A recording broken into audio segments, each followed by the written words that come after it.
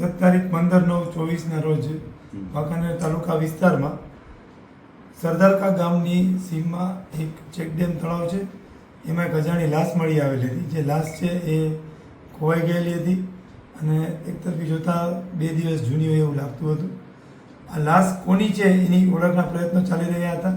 આ માટે એસપી સાહેબ શ્રી રાહુલ ત્રિપાઠી સાહેબની સૂચનાથી અહીંયા LCB, SOG, PI Shri Pandya અને અમારી વાંકાનેર સિટી અને તાલુકાની અલગ અલગ 3 થી 4 ટીમો બનાવી અને આ મરણ જનાર કોણ છે એની સિનાત એની ઓળખાણ કરવાની પ્રયત્ન ચાલુમાં હતો. દરમિયાનમાં એસઓજીને અને સિટી પોલીસને સંયુક્ત બાતમી મળી અને એના આધારે એવું જાણવા મળ્યું કે રાજુ સોલંકી જે વાંકાનેર સિટીના રહેવાસી છે, રેલવે સ્ટેશનની આસપાસના વિસ્તાર શક્તિપરાના, અને એને મર્ડર થયું છે અથવા એ ગુમ થયા છે એવી વાત મળી. એટલે આ બે વાતને કનેક્ટ કરી અને જે મરણ જનાર છે એની લાશ આમ તો ફુગાઈ ગયેલી હતી, ઓળખાય એવી નથી, પણ એનો ફોટો પાડી અને મરણ જનારની મા અને પિતાથી ઓળખાણ કરવામાં આવ્યા. ત્યારબાદ એની ઓળખાણ થઈ જતા લાશને પીએમ સારું અહીંયા વાંકાનેર હોસ્પિટલ ખાતે લઈ આવવામાં આવેલ અને ત્યાં એની માતુશ્રી પાસેથી એની ઓળખાણ કરવામાં આવી. ઓળખાણ થયા બાદ આ કઈ રીતે બનાવ બન્યો એની ખાનગી રાય બાતમી મેળવી અને આરોપીઓના સગળ મેળવવાના ચાલુ કર્યા. દરમિયાનમાં જાણવા મળ્યું કે જીતેન્દ્ર રબારી અને ભાવેશ ડાભી જે બંને આ મરણ જનારના મિત્રો હતા અને અવારનવાર રેલવે સ્ટેશન ઉપર પોતે સાથે બુટ પોલીસ અને બીજી કોઈ કામગીરી કરતા. પરંતુ આ ત્રણેય જે માણસો છે એ અલગ અલગ ગુનામાં ક્યાંક ને ક્યાંક પકડાયેલા હતા, ક્રિમિનલ માઇન્ડ ધરાવતા હતા અને એ લોકો છે એ આખી ટોળીની જેમ રહેતા હતા.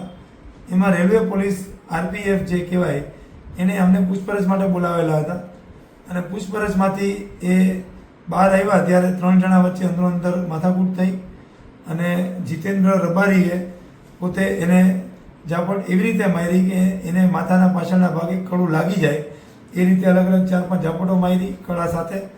અને પછી એને બાઇકમાં બેસાડીને ભાવેશે બાઇક ચલાવ્યું, વચ્ચે એને બેસાડ્યો અને જીતેન્દ્ર રબારી છે એ પોતે પાછળ બેસી ગયો અને બંને જણા આ રાજુની અપહરણ કરી અને અજાણ્યા નિર્જન સ્થળે લઈ ગયા અને ત્યાં પાણીના તળાવ જેવું હતું એમાં એને ડૂબાડી દેવાનું નક્કી કર્યું. પણ એનામાં થોડો જીવ બાકી હોવાના કારણે ત્યાંથી મોટો પથ્થર ઉપાડી બાજુમાંથી અને માથાના તથા મોઢાના ભાગે મારી અને એનું મૃત્યુ નિપજાવી દીધું.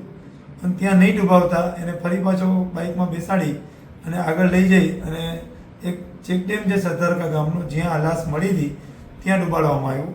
આ રીતે આખો જે બનાવ છે એ હત્યાનો બનાવ હોવાનું સામે આવ્યું અને ડિટેક્ટ થઈ ગયું ગણતરીના કલાકોમાં.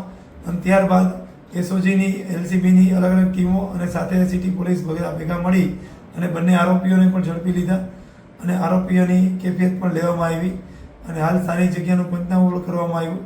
જે દરમિયાનમાં જાણવા મળ્યું કે આ બનાવ છે આ રીતે બન્યો છે.